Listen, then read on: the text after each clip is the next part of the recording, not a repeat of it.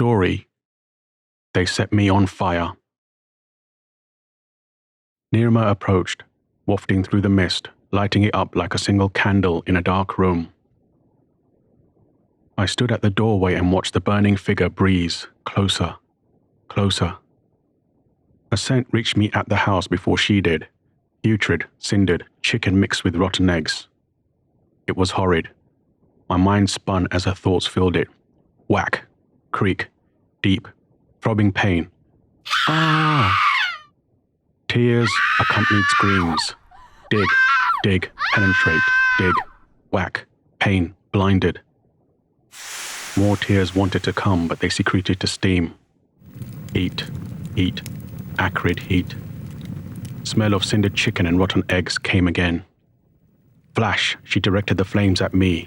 Splat, they engulfed me completely, burning me alive. My mind focused on frost. It spread through my body in an instant, extinguishing the flames as if they had been smothered. My right hand tightened around my cane. Sorry, sir. I still have trouble when I see a man.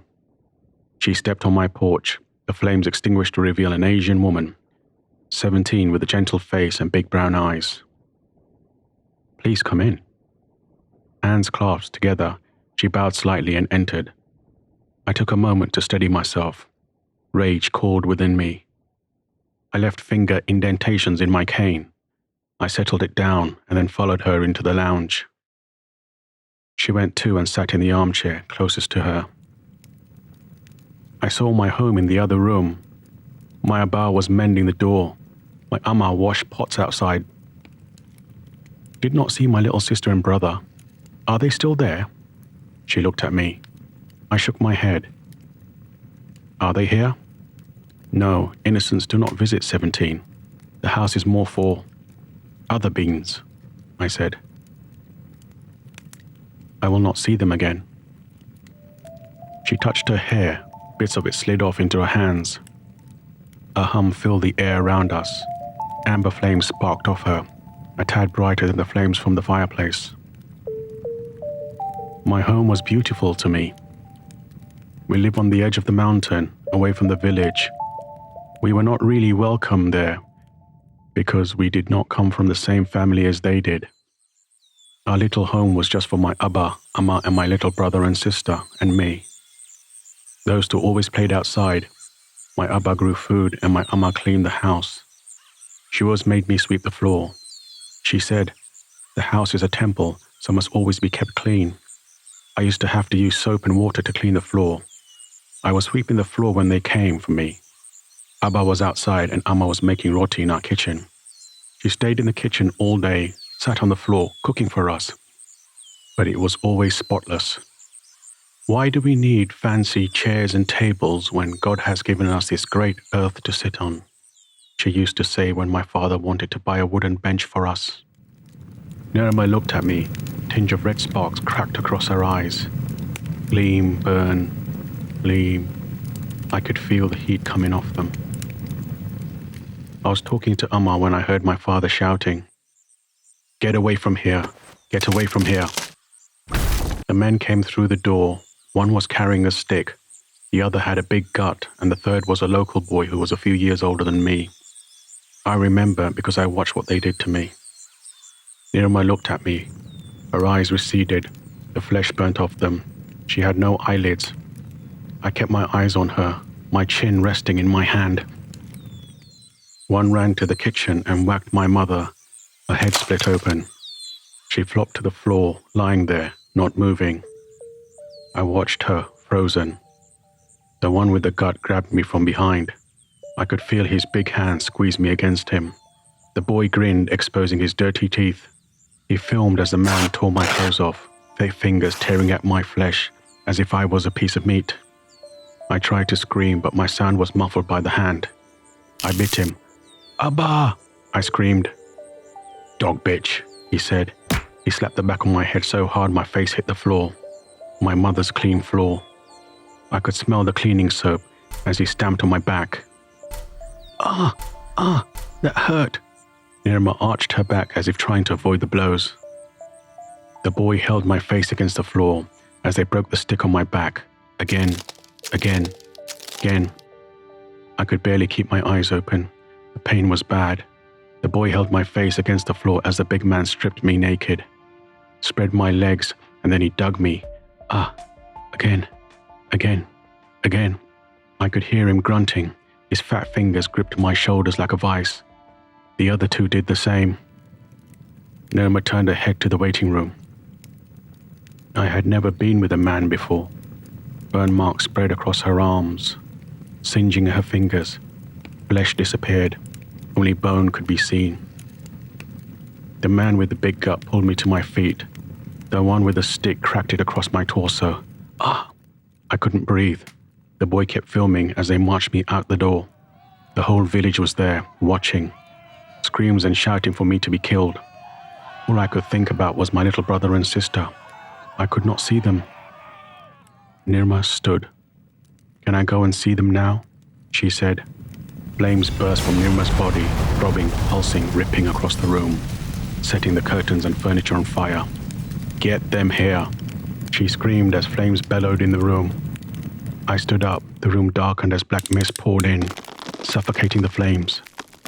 It spun around Nirma, containing her, drawing in from all sides, extinguishing her. Black mist, drawn in again, until it was a few inches from her body.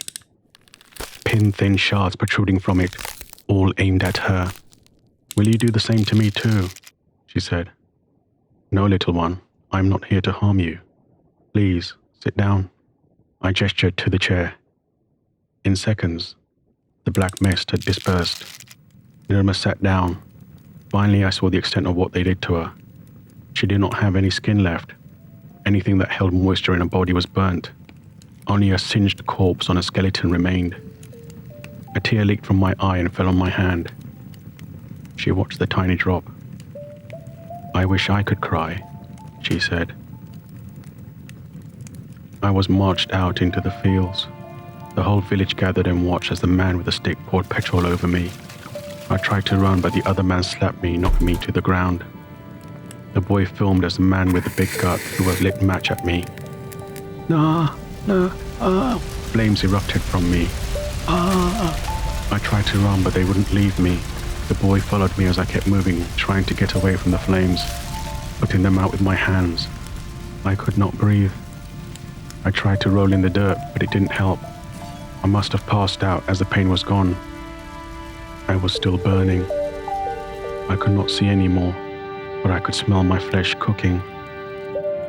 Maybe the divine spared me further pain. I don't know how, but I saw my little brother and sister in the distance stood there, watching me. They were so calm. Nirma looked at me, a form, more apparition now, the burns mere shadows of their former self.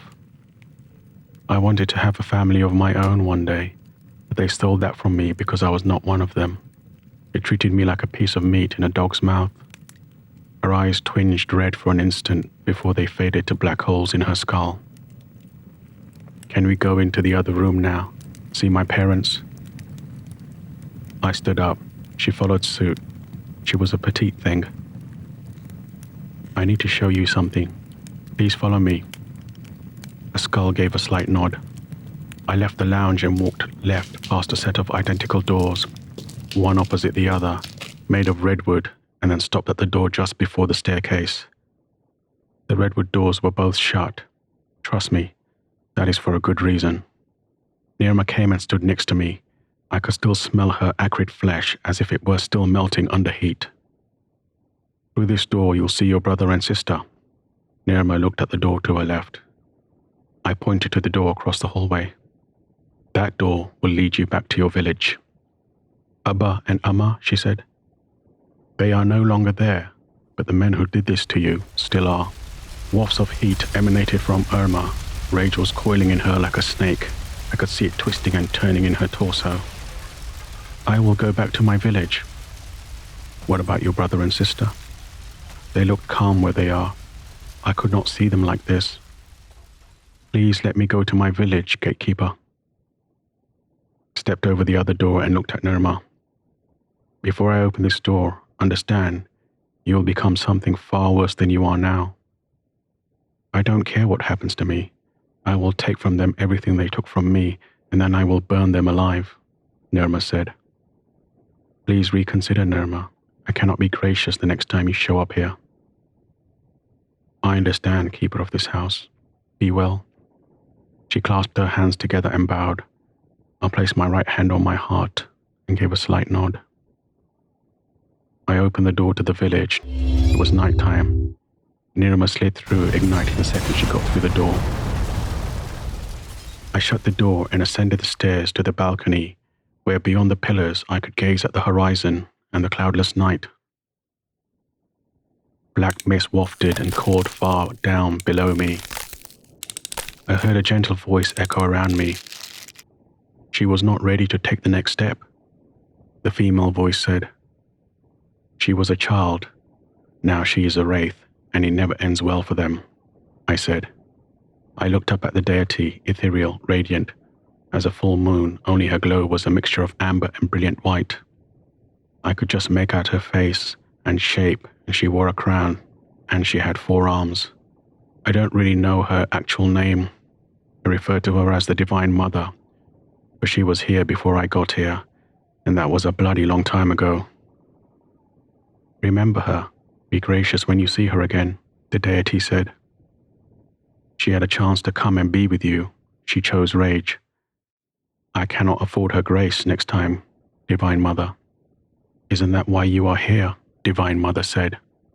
In a blink, she was gone. The sky remained unperturbed. I looked out at the horizon. Today's guest tugged my heartstrings. I have never understood why they would do such a thing to a young girl. Then it hits me between the eyes like it does each time I think on the matter. They do it because they believe their way of life is superior to someone else's. They do it because they can. They do it because they believe they are right. From where I stand, it is mere perspective. It can have a positive charge or a negative one. Both are required for this universe to function. I'll monitor what happens to those 3 men.